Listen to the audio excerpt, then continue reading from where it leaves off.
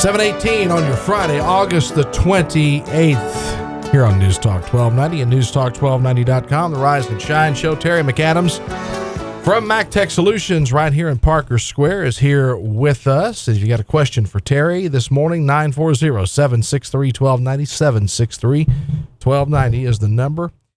And Terry, I had sent something to you yesterday regarding some information about was it a virus or? No, it's not it's a, what is it? It's a software, I guess technically a vulnerability. I see. And it was tagged with malware and all this. It's not malware. It's a lot like just any other programming code. But something that's specifically affecting iPhones. Right. They're naming it the insomnia bug, if you will. It's an error in the code that Apple was notified about, and they've since already fixed it, even before it even really made any news. So if you have already updated your device to 8.4.1, then you're okay. It's all done, which is a good idea. So Apple's already patched this. They fixed it. So it gets a lot of press, and to really, in most cases, it's not going to affect anybody. Besides the fact that nobody has even really identified any apps that would be affected by this. But basically what the idea is that this app, Insomnia, the idea behind that name anyway, was that there are apps that are supposed to go to sleep after a few minutes, after 3 minutes in the background. GPS and maybe listening, theoretically a device could be listening.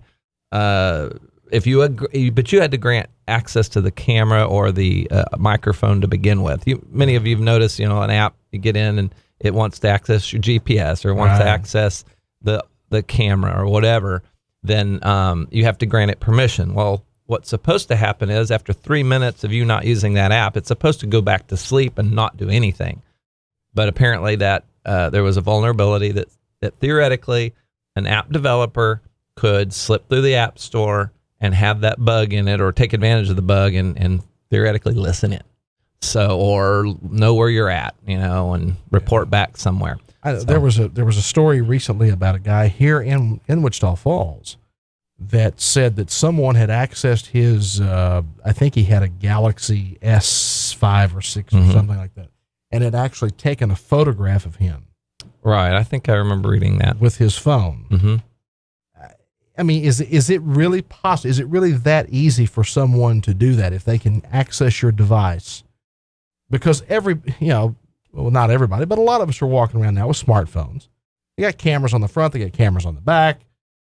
They're always connected, always on, always talking to the internet, always, everything's always available. Is it possible someone can actually really do that all that easily? Well, Is it possible? Absolutely. Is it easy?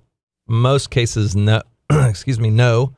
But it is easier for hackers, for these bad guys, to get a piece of malware onto an Android device, because there's multiple places to download apps.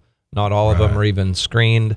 The Google App Store, the place, I think it's Google Play. Yes, Play Store. The App Store for the Google devices, just you download from there. You're much better off than to download them other places. But even still, it is easier to get something on an Android device. That's just the bottom line. So it's not just anybody can create some sort of program or application and upload it to the Apple Store. Well, it's screened a lot tighter, and the Google Play Store. I mean, that's the same thing basically.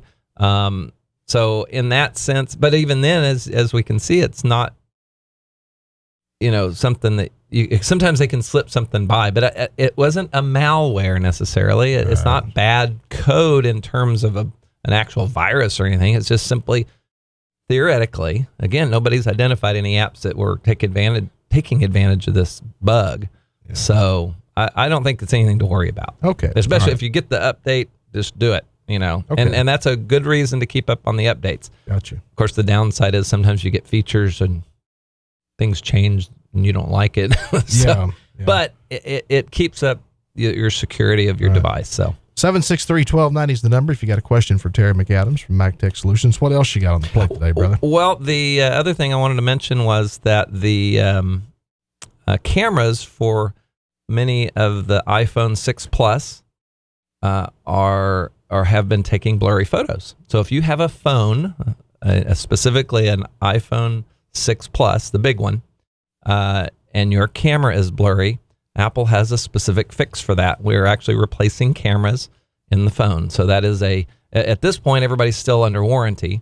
But coming here soon, there will be a lot starting to come out of warranty if you got it early on. So, but it would be covered under that as well. But get in here, call us, let us know, and schedule an appointment. Those we're going to be scheduling appointments for those replacements. So yeah, it's just again, iPhone 6 Plus, blurry photos.